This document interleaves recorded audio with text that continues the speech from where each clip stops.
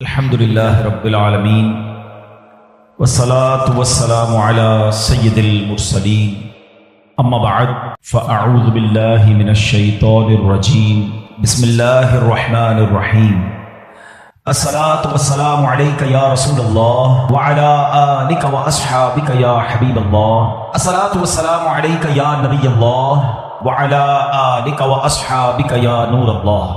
قبر کا سفر ہم سب نے کرنا ہے۔ آج ہمارے گھر میں لائٹ جائے تو جنریٹر ہونا چاہیے۔ گرمی میں بغیر لائٹ کے جس کو نیند نہ آتی ہو، نرم تکیہ نہ ہو تو نیند نہ آتی ہو، نرم بستر نہ ہو تو جسے نیند نہ آتی ہو، جس کے کمرے میں اگر اندھیرے میں کوئی چھوٹا سا کیڑا آ جائے، کوئی چوہا آ جائے، چھپکلی آ جائے تو جس کی چیخ نکل جاتی ہو، جس کو اکیلے کمرے میں اندھیرے میں ڈر لگتا ہو۔ ہم جیسا کمزور انسان جب قبر میں جائے گا تو سوچو، وہاں اگر اللہ نہ کرے جہنم کی آگ بھڑکا دی گئی، وہاں اگر اللہ نہ کرے سانپ اور بچھو آ گئے، ادھر تو میرے اور آپ کے جسم پر کوئی کیڑا آئے تو فوراً ہٹا دیتے ہیں۔ اس وقت تو کیڑے ہوں گے تو بھی بندہ نہیں ہٹا سکے گا، وہ دیکھ رہا ہوگا کہ میرے جسم پر کیڑے رینگ رہے ہیں، مگر یہ طاقت نہیں ہوگی کہ اپنے آپ سے اسے دور کر سکے۔ اے میرے پیارے اسلامی بھائیوں اور مدنی چینل کے ناظرین، آپ کا کبھی نہ کبھی تو قبرستان جانے کا اتفاق ہوا ہوگا نا۔ یہ جو قبریں اوپر سے ساری ایک جیسی دکھائی دیتی ہیں، اندر سے ایک جیسی نہیں ہوتی ہیں۔ دنیا میں اگر آپ کسی ایک کالونی میں جائیں، غریبوں کی آبادی میں جائیں تو مکان دیکھ کر پتہ چل جاتا ہے غریب رہتے ہیں ادھر۔ امیر کے علاقے میں جائیں تو کوٹھیاں دیکھ کر سمجھ آ جاتا ہے کہ ان کوٹھیوں میں امیر اور سکون سے رہنے والے رہ رہے ہیں، مگر قبروں کو دیکھ کر پتہ نہیں چلتا۔ دکھتی ساری ایک جیسی ہیں مگر ہر قبر کی داستان جدا ہے۔ کوئی تو قبر میں جنت کی نعمتیں لوٹ رہا ہے، کوئی تو قبر میں جلوہ مصطفیٰ میں گم ہے، کسی کی قبر میں تو جنت کی کھڑکی کھلی ہوئی ہے، کوئی تو اپنی قبر میں نم کا نومت العروس کے مزے لوٹ رہا ہے، کسی کو تو قبر ایسے دبا رہی ہے جیسے ماں گود میں اپنے بچے کو پیار سے دباتی ہے۔ مگر اسی قبرستان میں کوئی قبر ایسی بھی ہوتی ہے پیارے اسلامی بھائیوں، جس میں سانپ اور بچھو اس قبر والے کو عذاب دے رہے ہوتے ہیں۔ میرے آقا نے اس طرح انگلیاں کر کے بتایا، عذاب کی ایک صورت سرور کائنات علیہ الصلوۃ والسلام نے اس طرح کر کے بتائی کہ بے نمازی کو قبر ایسے دبائے گی کہ جیسے پسلیاں ٹوٹ پھوٹ کر ایک دوسرے میں پیوست ہو جائیں گی۔ کسی کو قبر نے چکنا چور کر دیا ہوتا ہے، کسی کی قبر میں جہنم کی کھڑکی کھلی ہوتی ہے، اسی قبرستان میں کسی قبر میں آگ بھڑک رہی ہوتی ہے۔ اشجع الاقرا، حدیث میں اس سانپ کا نام بھی بیان کیا گیا۔ اللہ جس سے ناراض ہو، اشجع الاقرا، اندھا سانپ ہے جو قبر میں مردے کو ڈنک مارے گا تو 70 گز مردہ زمین میں دس جائے گا۔ یہ عذاب بھی احادیث میں بیان ہوا۔ اے پیارے اسلامی بھائیوں، یہ زندگی تو تھوڑی ہے نا، وہ زندگی بڑی ہے۔ اس دنیا میں کم رہنا ہے، اس دنیا میں زیادہ رہنا ہے، تو پھر کیوں نہ ادھر کی بات کریں۔ جلیل القدر تابعی سیدنا حسن بصری رحمت اللہ تعالی علیہ ایک بار اپنے گھر کے دروازے پر تشریف فرما تھے، وہاں سے جنازہ گزرا، آپ بھی اٹھے اور جنازے کے پیچھے چل دیے۔ جنازے کے نیچے ایک چھوٹی بچی زاروں کتار دوڑتی ہوئی اس جنازے کے ساتھ ساتھ جا رہی تھی اور کہہ رہی تھی، اے بابا جان، آج مجھ پر وہ وقت آیا ہے کہ پہلے کبھی نہ آیا تھا۔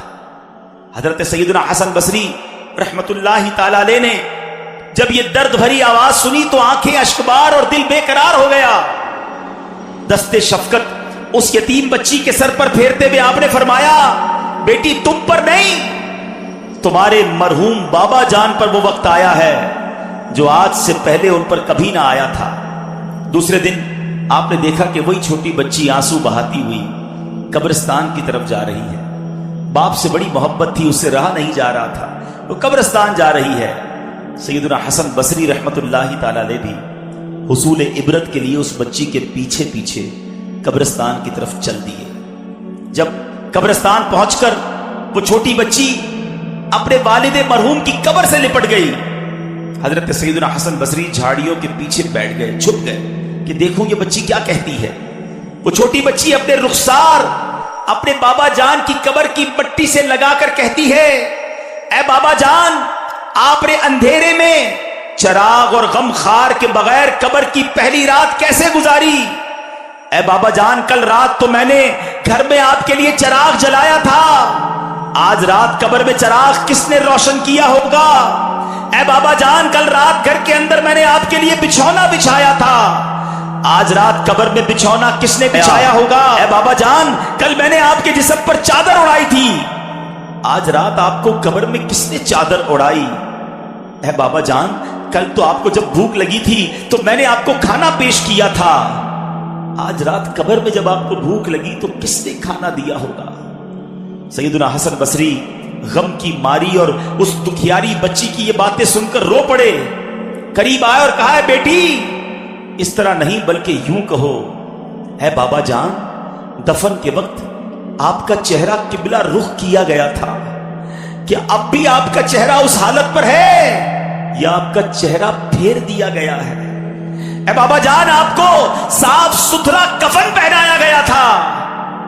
ऐ आशिकाने रसूल, जरा अपना सर झुकाकर आंखें बंद करके अपने बारे में सोचो, जब हम कब्र में जाएंगे तो हमें भी हमारे दोस्त कब्र में एक चेहरा तो किबला रू कर देंगे ना, कफन तो साफ सुथरा पहनाएंगे, मगर उसके बाद क्या हो सकता है? सैयदना हसन बसरी कहते हैं, अपने वालिद से ये पूछो कि बाबा जान, कल तो आपको साफ सुथरा कफन पहनाकर दफनाया गया था, क्या अब भी वो साफ सुथरा है? ऐ बाबा जान, आपको कब्र में सही और सालिम बदन के साथ रखा गया था, क्या अब भी जिस्म सलामत है या उसे कीड़ों ने खा लिया है? ऐ बाबा जान, उलमा फरमाते हैं, कब्र की पहली रात बंदे से ईमान के बारे में सवाल किया जाएगा तो कोई जवाब देगा, कोई मायूस रहेगा। आपने उस सवाल का दुरुस्त जवाब दिया या आप नाकाम रहे हैं? ऐ बाबा जान, कल जब मैं आपको पुकारती थी तो आप मुझे जवाब देते थे, आज मैं कितनी बदनसीब हूं कि कब्र के सिराने खड़ी होकर पुकार रही हूं, मगर मुझे आपके जवाब की आवाज सुनाई नहीं देती। ऐ बाबा जान, आप तो मुझसे ऐसे जुदा हुए कि क़यामत तक दोबारा नहीं मिल सकते।